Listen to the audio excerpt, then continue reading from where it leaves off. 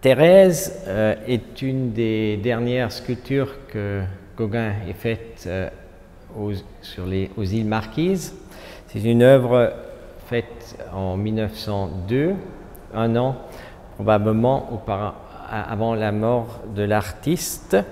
C'est une sculpture qui a une histoire tout à fait particulière. Nous savons que Gauguin a créé cette sculpture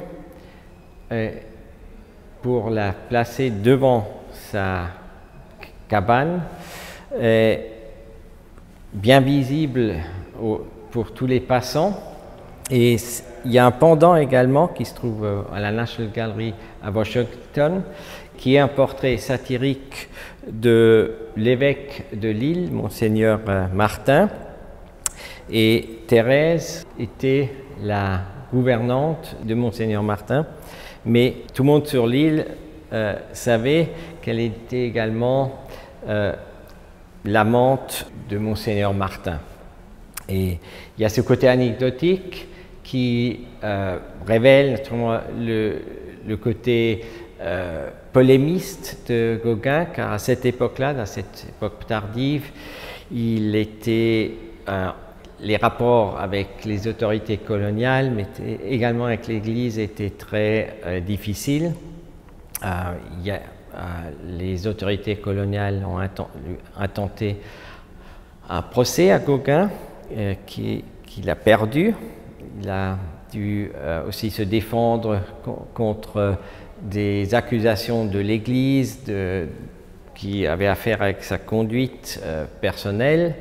Et Monseigneur Martin était un des adversaires avérés de Gauguin qui publiquement dénonçait les mœurs de l'artiste. Gauguin s'est revanché d'une manière très spéciale en créant ces deux sculptures, comme dit, qui flanquaient l'entrée de sa propriété à Ivaoa. C'est une sculpture qui a aussi une histoire tout à fait spéciale, car nous avons la chance de montrer cette sculpture pour la première fois depuis 1980. Et pendant 35 ans, la sculpture avait, pour ainsi dire, disparu. Beaucoup de chercheurs, beaucoup de collègues ont fait des recherches pour retrouver les traces de cette sculpture, et sans succès jusqu'à présent. Et c'est un grand bonheur pour nous que cette sculpture est reparue miraculeusement l'automne dernier, et que les propriétaires de la sculpture nous aient permis de l'intégrer dans cette exposition.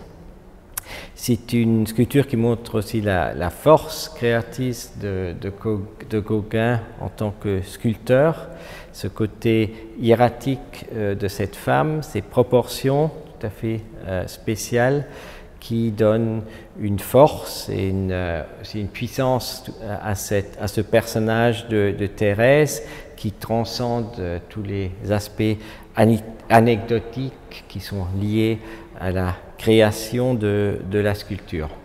Toutes les sculptures de Gauguin de la période tahitienne sont des sculptures en bois, faites en taille directe, et ça également c'était quelque chose qui a fortement impressionné la jeune génération d'artistes à Paris, mais également en Allemagne. Pensez aux sculptures des années 1905-1910 de Picasso ou de Ernst Ludwig Kirchner. Là, chez les deux artistes, il y a ce rapport très direct et aussi très intense avec cette sorte d'exotisme de la sculpture de Gauguin.